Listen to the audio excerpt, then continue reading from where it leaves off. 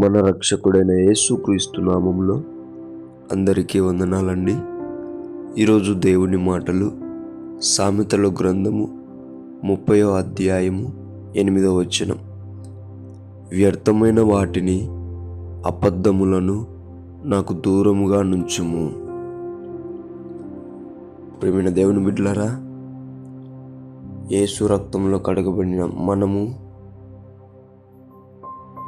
దేవుని యందు భయభక్తులు నిలిపి ఎంతో భక్తిగా జీవిస్తున్న మనము వ్యర్థమైనవి చూడకుండా, వ్యర్థమైనవి మాట్లాడుకోకుండా, వ్యర్థమైన చోటికి మనం వెళ్ళకోకుండా అబద్ధములకు దూరంగా ఉండటం చాలా మంచిది. ఎందుకు అంటే యేసు రక్తంలో కడగబడి మనము ఎంతో దేవుని యందు భయభక్తులు కలిగి ఉండటం చాలా ప్రాముఖ్యం. కానీ ఇలా వ్యర్థమైన వాటి చూడటం వలన, వ్యర్థమైన వాటికి చోటికి వెళ్ళటం వలన మనం చేస్తున్న భక్తి వ్యర్థమైపోతుంది.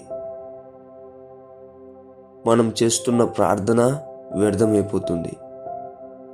ఇలాగా ఈ వ్యర్థమైన వాటి వలన మనకు ఆశీర్వాదం కూడా రాకుండా దూరం చేస్తాడు.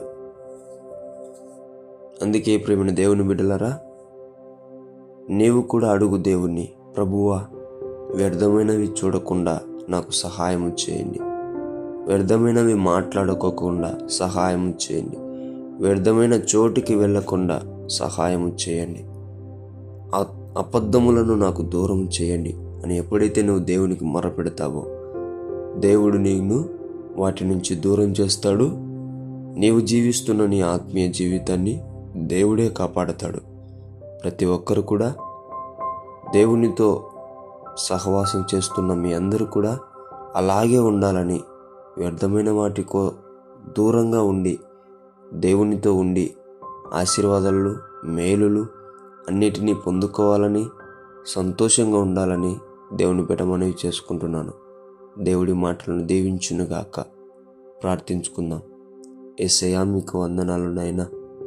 నీవు చెప్పిన విధముగా వ్యర్థమైనవి చూడకుండా, వ్యర్థమైనవి మాట్లాడకుండా, వ్యర్థమైన చోటికి వెళ్ళకుండా మమ్ములను నీవే నడిపించమని యేసు క్రీస్తు నామములో అబద్ధములకు మమ్మల్ని దూరం చేయమని ప్రార్థిస్తున్నాం తండ్రి.